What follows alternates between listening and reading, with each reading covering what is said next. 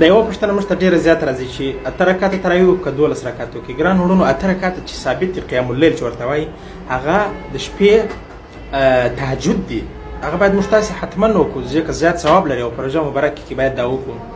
او 10 رکعته تراویح چې دا په اجماع د امت پر دې باندې حضرت عمر بن الخطاب رضی الله عنه ټوله ملت او قوم راجمع کړي او دا تراویح کړي وي.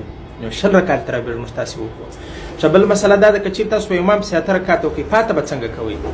پاته به بیا په خپل کور کې کوئ یا په هماغه مسجد کې وکړئ. دواړه طریقې تاسو ته جایز دي. وتر هم چې نه که چېرې ستاسو د حنفیانو زموږ تاسو د احنافو د مذهب مطابق وتر کې هماغه ورسره وکړئ. که چېرې هغه نه کوي که تاسو ورسره وم کړله ستاسو وتر صحیح دی، مشکل نه لري.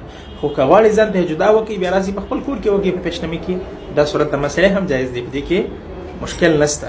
نو ګران وروڼو کوشش وکړئ تراویح وکړئ، تراویح مه پرېږدئ. د کار په خاطر د تراویح پرېښودلو اجازه نشته، تراویح باید حتما وکړو ټوله.